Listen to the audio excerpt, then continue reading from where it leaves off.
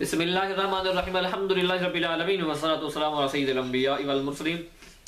आज का हमारा जो सवाल पूछा गया है वो इस वजह से है कि कुछ लोग दिल में तिलावत करते हैं, नमाज पढ़ रहे होते हैं, दिल में पढ़ रहे होते हैं, जुबान बंद होती है, मुंह बंद होता है और दिल में पढ़ रहे होते हैं। जब हम पूछते हैं तो कहते हैं कि हम दिल में पढ़ते हैं, तो क्या दिल में पढ़ने से नमाज हो जाएगी? ये सवाल।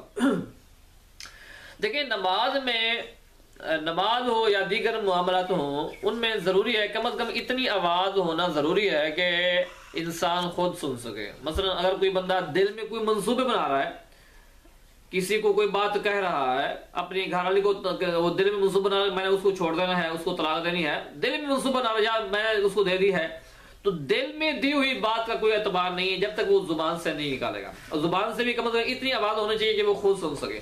इसी तरह नमाज में भी जरूरी है, इतनी आवाज होना जरूरी है कि वो इंसान खुद सुन सके। कोई बंदे नमाज के अंदर दिल में पढ़ रहे होते हैं तो उसमें दिल में पड़ी हुई चीज का कोई बिल्कुल एतबार नहीं है, उसका एतबार नहीं है, इससे नमाज नहीं होती है।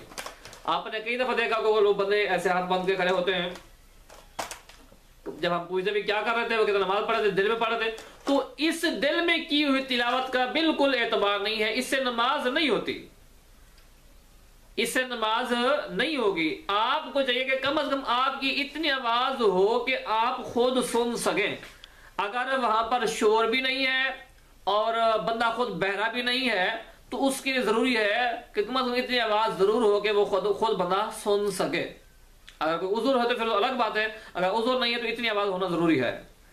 और ये भी नहीं है कि वो बंदा बिल्कुल भी जो साथ वाला करे उसको परेशान, इतना ऊंचा पड़े कि साथ वाला भी परेशान हो, उसको भी परेशान नहीं करना, खुद सुनना है, दूसरे को नहीं सुनाना।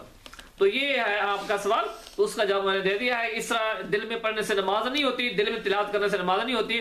नमाज के लिए जरूरी है कि कम से कम ऊंची आवाज इतनी हो कि वो खुद सुन सके।